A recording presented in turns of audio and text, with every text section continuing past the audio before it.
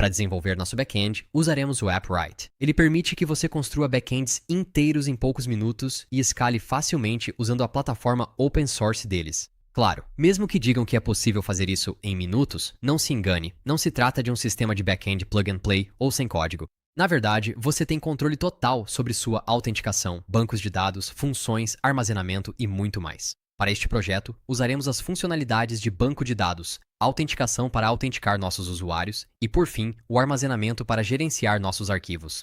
Agora, eu gosto de usar o AppWrite porque é simples de configurar e, mais importante ainda, se você olhar para os preços deles, vai perceber que no plano gratuito você tem projetos ilimitados, que nunca são pausados, e isso é o que é realmente importante. Algumas outras ferramentas permitem que você use o software deles por um período específico de tempo, mas depois eles pausam seus projetos. Aqui você pode ter projetos ilimitados que nunca são pausados, e recebe mais do que banda larga, armazenamento, execuções e tudo o que precisa para rodar seu projeto. Se o seu projeto não tiver dezenas ou até centenas de milhares de usuários, é muito provável que você nunca precise fazer upgrade para um plano profissional. Mas, mesmo que precise, eu já pensei nisso para você.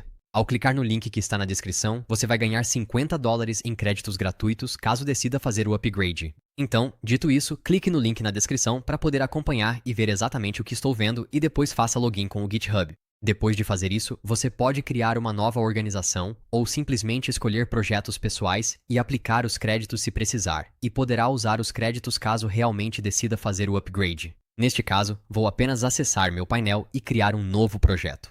Vou chamá-lo de JSM e então dar um nome a ele. Vou usar Storit. Você vai precisar fazer outra coisa. Clique em avançar. Vou escolher Frankfurt, já que é o mais próximo de mim, e pronto. Nosso projeto foi criado. Isso é bem legal. Os backups semanais do banco de dados já estão disponíveis. Vou escolher uma plataforma, neste caso, a web, e teremos que inserir o nome do aplicativo web. Então vou apenas dizer guard web. E para o nome do host, vou colocar um asterisco, assim tudo funciona por enquanto. Em seguida, o AppWrite nos guiará pelo processo de instalação. Por agora, você pode pular essas etapas opcionais, pois faremos tudo juntos. Vamos começar copiando nossas variáveis de ambiente. Vou colocar meu navegador lado a lado com o editor e vou criar um novo arquivo, env.local, dentro do qual podemos armazenar nossas variáveis de ambiente. Primeiro de tudo, vamos criar uma variável nextPublicAppWriteProject e atribuir a ela este ID que acabamos de copiar. Logo abaixo, vamos até bancos de dados e então vamos criar um novo banco de dados. Vou dar o nome de geral e criar. Também podemos copiar este ID aqui, criando uma variável nextPublicAppWriteDatabase e atribuindo a ela o ID que acabamos de copiar. Dentro deste banco de dados, podemos criar duas coleções diferentes. Vamos criar a primeira, que será chamada de usuários, e também copiar o seu ID. Podemos adicioná-lo às nossas variáveis de ambiente, dizendo que nextPublicAppWriteUsersCollection é igual a este ID aqui. E já que estamos aqui, vamos adicionar imediatamente alguns atributos que cada um dos nossos usuários terá. Vá até a aba de atributos e clique em criar atributo. Vamos começar com uma string e, na verdade, vou expandir o navegador e dar a ela a chave de nome completo, com tamanho de 255. Não há necessidade de valor padrão. E vamos torná-lo obrigatório. Vamos criar outro, desta vez, do tipo email. Vai se chamar email e também será obrigatório. Depois disso, podemos criar um novo avatar, que será do tipo string e não precisamos definir o tamanho nem torná-lo obrigatório. Vou apenas clicar em criar. Mas está dizendo que precisamos adicioná-lo? Então, vou escolher o número máximo para o tamanho, remover a vírgula daqui e clicar em criar. Por fim, vamos adicionar outra string chamada ID da conta, com tamanho 255, torná-la obrigatória e clicar em criar. Depois disso, vá para Configurações, acesse Permissões, clique em qualquer uma e certifique-se de que todas as caixas estejam marcadas. Isso vai nos dar as permissões corretas para podermos atualizar os usuários nesta coleção. Agora podemos repetir isso para outra coleção. Então vamos voltar ao nosso banco de dados e criar uma segunda coleção que vai se chamar Arquivos. Depois de criá-la, você pode copiar o ID dela, duplicar esta aqui, renomear para a próxima coleção pública de arquivos e colar o novo ID. Depois de fazer isso, também podemos adicionar alguns atributos, como um nome. Cada arquivo pode ter seu próprio nome. Vamos definir um tamanho de 255 e torná-lo obrigatório. Depois disso, precisamos atribuir uma URL, e a URL será do tipo URL. Então vamos chamá-la de URL e também torná-la obrigatória. Em seguida, podemos escolher um tipo para o arquivo, que será do tipo enum. Então, vamos procurar por enumeração e chamá-la de tipo. E os diferentes elementos que ela pode ter serão documento, imagem, e para criar novos, basta pressionar espaço ou adicionar uma vírgula, vídeo, áudio e outros. Torne isso obrigatório e clique em criar. Depois disso, vamos adicionar um campo de bucket. É aqui que vamos armazenar esse arquivo, então escolha 255 e torne obrigatório. Depois disso, vamos adicionar outro campo, que será uma string com o ID da conta de 255 caracteres e também será obrigatório. Vamos criar um relacionamento. Então, essa é a última coisa aqui. Vai ser um relacionamento bidirecional relacionado à coleção de usuários e a relação será de muitos para um. O que significa que os arquivos só podem conter um usuário, enquanto os usuários podem pertencer a vários arquivos. A chave do atributo aqui não precisa ser users, pode ser owner, ou seja, quem é o dono do arquivo. E em onDeletingDocument, defina como nulo e clique em criar. Por fim, também podemos acompanhar a extensão do arquivo. Então, vamos definir uma extensão com tamanho 255. Não precisa tornar isso obrigatório. Por fim, podemos acompanhar um inteiro, que será o tamanho do arquivo. Não precisamos tornar isso obrigatório. E finalmente podemos compartilhar esse arquivo com algumas pessoas, então vamos criar uma nova string chamada users.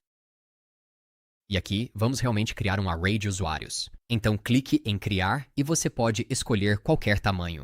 Vou inserir o mesmo valor máximo que temos aqui e clicar em criar.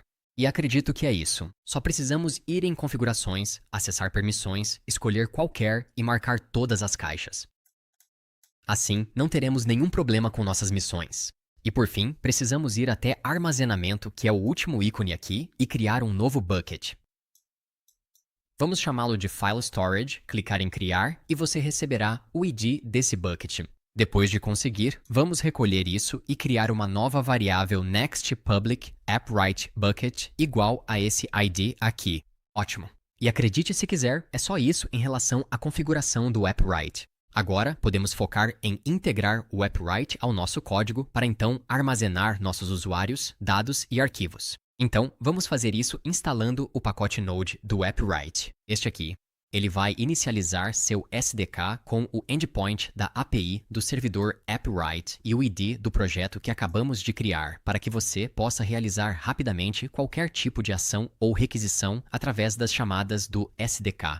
Vou te mostrar como isso funciona, mas primeiro precisamos instalar. Então, vamos abrir o terminal e rodar npm install node appwrite save. E esse é um problema comum, já que estamos usando as versões mais recentes do Next.js. Para corrigir isso, vá até o package.json e verifique as nossas versões. Estamos usando as versões mais recentes do Next.js, mas o React está sob RC versions. Mas ainda é possível que alguns outros pacotes talvez não funcionem com as versões mais recentes do React. Então, para resolver isso, precisamos adicionar um novo objeto chamado overrides.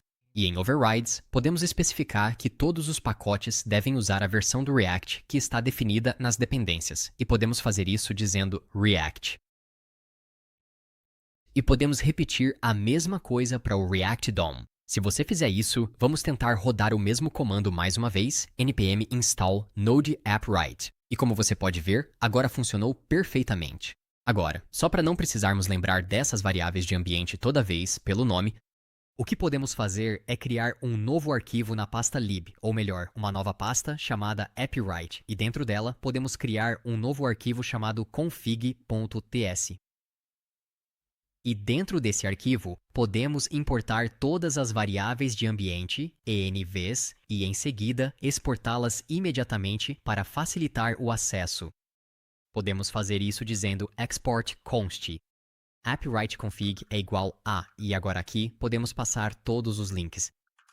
A URL do endpoint é igual a process.env.next_public_appwrite_endpoint.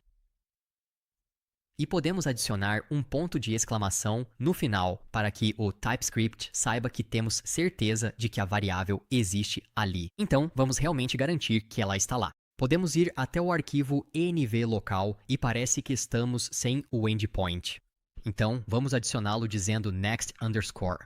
public_app_write_endpoint, que vai ser igual a https://cloud.app_write.io/v.1. Agora vamos repetir o processo para todas as outras variáveis, como o project ID, que é process.env.nextPublicUpWriteProject. E também temos um database ID igual a process.env.nextPublicAppWriteDatabase. E agora que eu olho para isso, a maneira mais fácil de fazer seria simplesmente copiar todos os nomes. Então vamos copiá-los, colar aqui e separá-los por vírgulas e depois adicionar os nomes corretos aqui do lado esquerdo. Então pode ser algo como Users Collection ID, que vai corresponder ao App Write Users Collection. Em seguida, temos o Files Collection ID, que vai corresponder a Files. E por último, temos um Bucket ID, que vai corresponder ao UpWrite Bucket. Também podemos adicionar pontos de exclamação no final. Assim, informamos ao TypeScript que sabemos que a variável realmente está aqui, porque sabemos que ela vem do process.env. Logo abaixo, também podemos adicionar a variável final chamada secretKey, que vai ser igual a process.env.nextAppWrite_key, ponto de exclamação.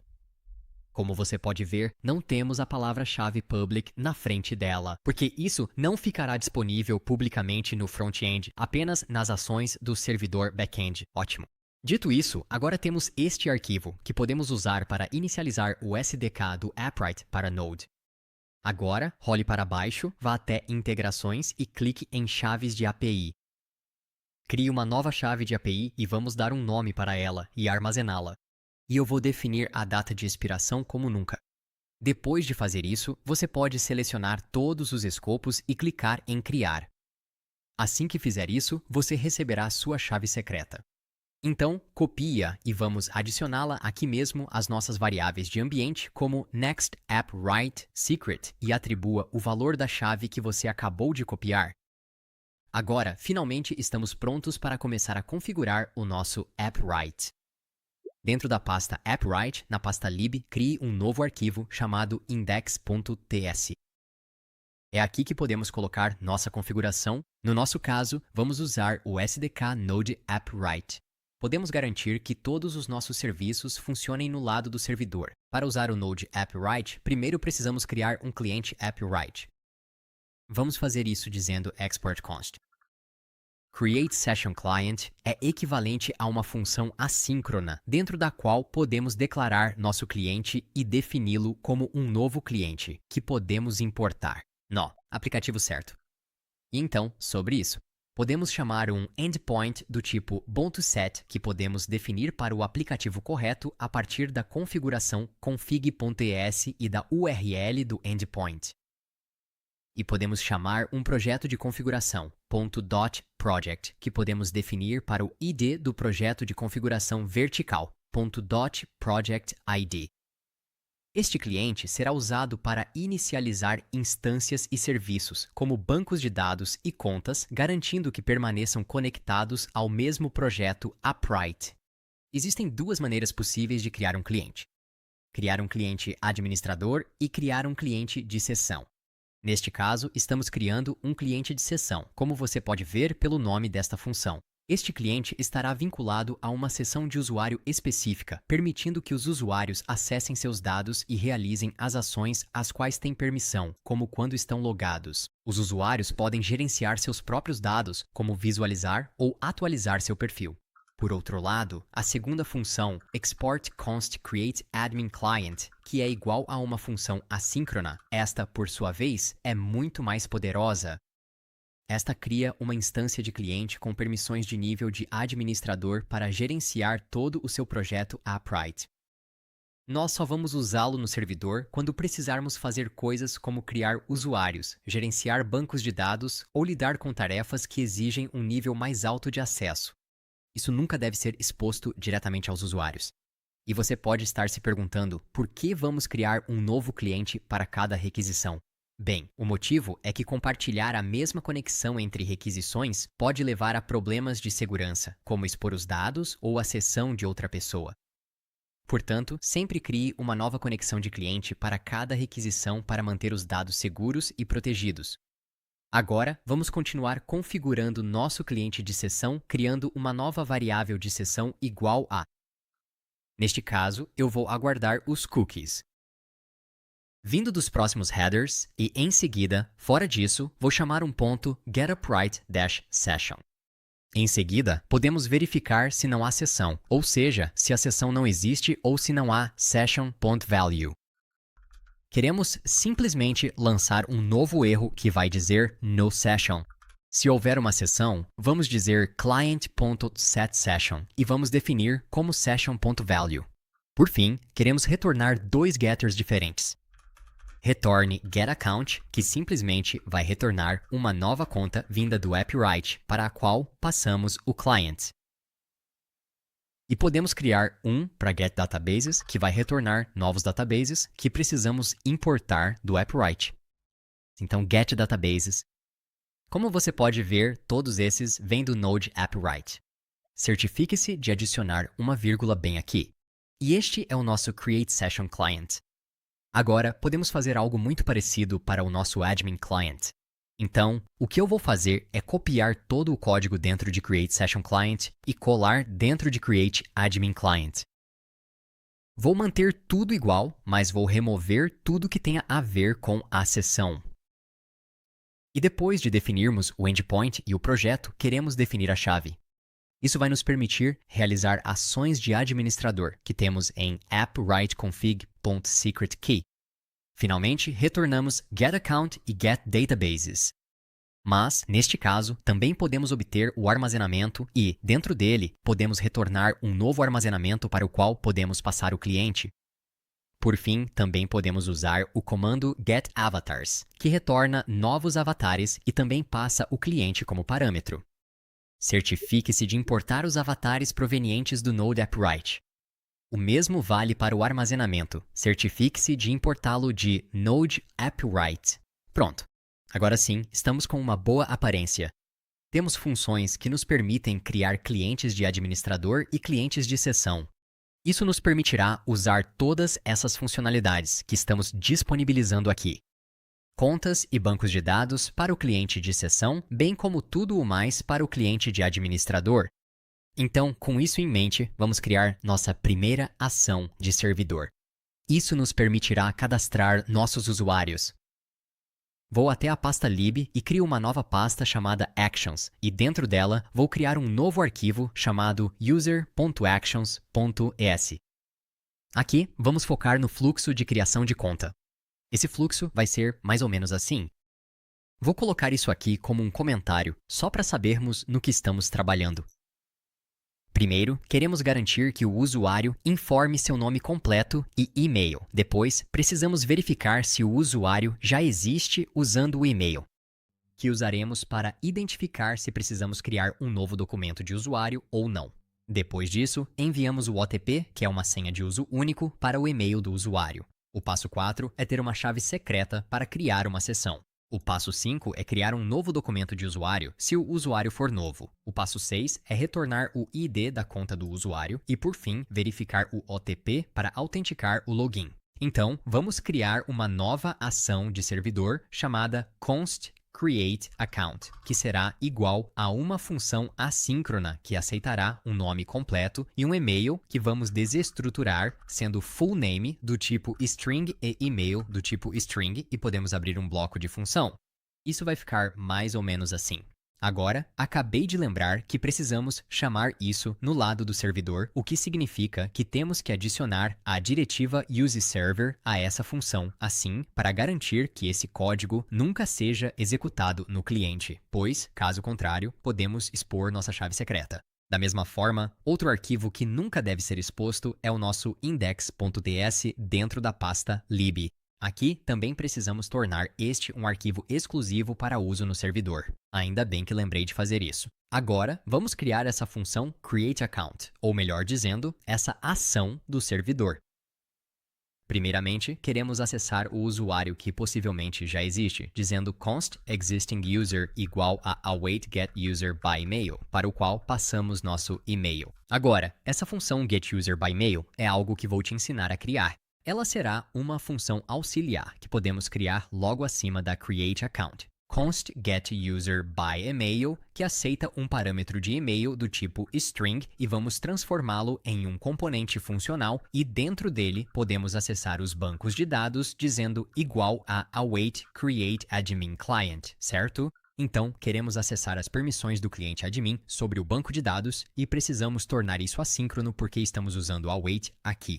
Abaixo disso, vamos dizer const result é igual a await databases.listDocuments e, especificamente, precisamos informar quais documentos queremos obter. Então, vamos buscar os documentos do banco de dados com o ID do AppWriteConfig Database ID e da coleção de usuários, que podemos obter dizendo appwriteconfig.userCollectionID. E precisamos escrever uma query, que é algo como query vinda do appwrite, igual ao e-mail que estamos procurando. E eu acho que precisamos colocá-lo dentro de um array. Depois de fazermos isso, se tivermos o resultado, podemos então dizer que se result.total for maior que 0, então podemos retornar result.documents 0. Caso contrário, podemos retornar null porque não conseguimos encontrar um usuário. Agora, dentro de criar conta, temos essa função auxiliar interessante, que nos permite buscar o usuário existente. Agora, se tivermos um usuário existente, podemos então obter o ID da conta dele, dizendo const account ID é igual a await enviar OTP por e-mail para este e-mail específico. Mais uma vez, esta é outra função que precisamos criar. Const enviar OTP por e-mail. Senha de uso único, que é uma função assíncrona que aceita um e-mail, e esse será um e-mail do tipo string. E aqui podemos, mais uma vez, acessar as funcionalidades da conta chamando-a a partir do create admin client. Podemos abrir um bloco try catch que vai ficar mais ou menos assim. No catch, nós pegamos o erro. E no try, podemos tentar obter acesso à sessão dizendo const session é igual a await account. Criar token de e-mail para isso, podemos passar um ID de usuário único dizendo ID unique e isso vem do AppWrite. E o segundo parâmetro é o e-mail com o qual queremos conectá-lo. Isso nos dará acesso à sessão para que possamos retornar o ID do usuário da sessão. E no bloco catch, podemos simplesmente lidar com esse erro. Então, em vez de simplesmente registrar no console, vou criar outra função auxiliar, const. Lidar. Erro, onde temos acesso ao erro de tipo desconhecido e temos um segundo parâmetro de mensagem do tipo string. E aqui podemos simplesmente usar console.log para exibir o erro e a mensagem. E eu posso simplesmente lançar esse erro. Então, agora, podemos chamar essa função de tratamento de erro e simplesmente passar o erro para ela.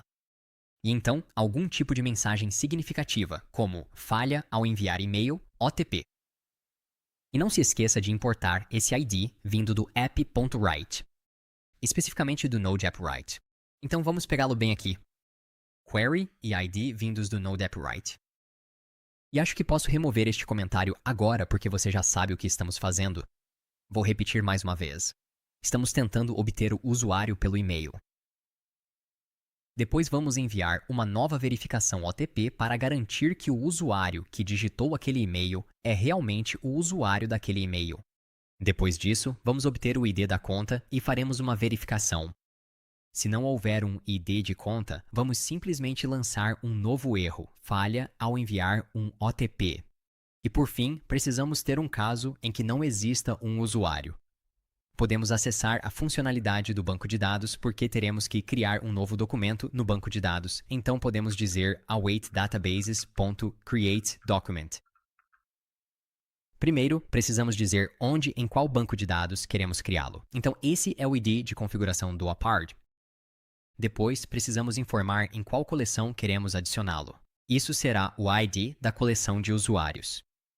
Depois, precisamos fornecer o ID desse novo documento que queremos criar, que é um ID único, e então precisamos passar os dados reais, que serão o nome completo, o e-mail, e conterá um avatar, que será apenas um avatar de espaço reservado aleatório.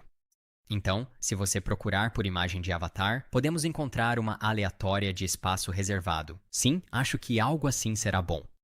Então, vou simplesmente copiar o endereço da imagem e colar aqui como uma string. E por fim, depois do avatar, queremos garantir que esse usuário tenha um ID de conta. Por fim, podemos ir abaixo deste create document e abaixo deste if, onde estamos verificando o usuário existente e podemos retornar parse stringify.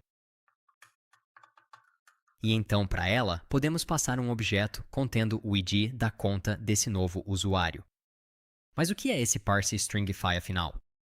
Bem, isso vai ser uma função utilitária simples que podemos criar no arquivo utils. Vai ser algo assim, export const parse stringify, que vai aceitar um valor de um objeto. Por enquanto, vou definir como unknown e ela vai retornar o JSON parse do JSON stringify desse valor.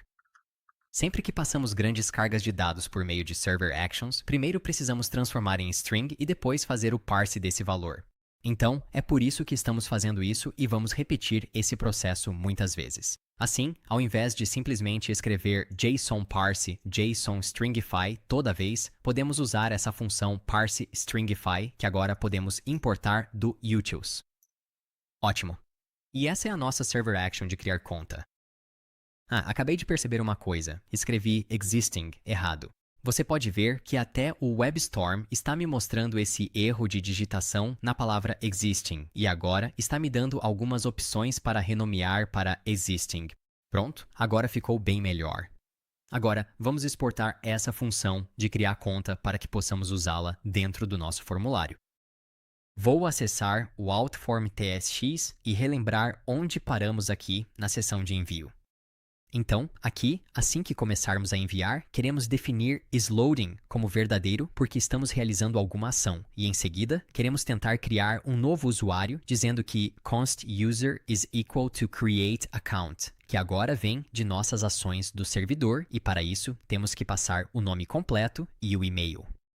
O nome completo será igual aos valores. O nome completo e o e-mail serão iguais ao e-mail dos valores.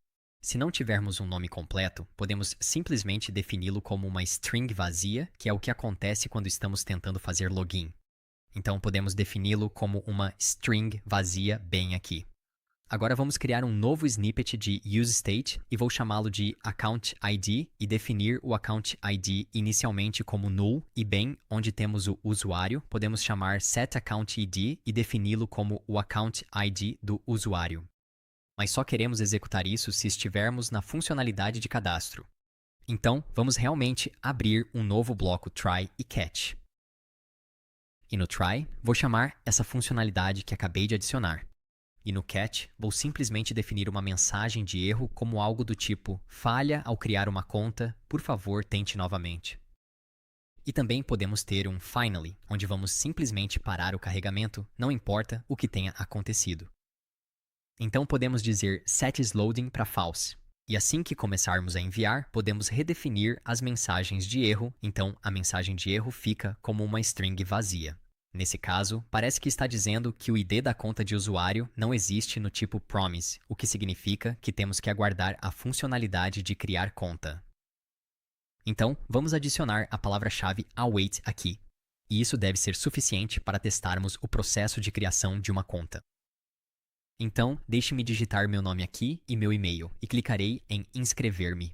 Pronto? Vimos o ícone de carregamento e, embora pareça que nada aconteceu, acredito que a solicitação foi enviada. E veja só isso. Olá, insira o seguinte código de verificação para entrar com segurança na conta JSM Storage 330792. Mas agora a pergunta melhor seria, onde diabos vamos digitar essa senha? Não temos um modal OTP. É disso que estou falando. Então, na próxima aula, vamos focar em criar esse modal para que possamos finalmente realizar uma primeira ação que conecte nossa interface, o front-end, com o lado do servidor, permitindo que a gente crie uma conta.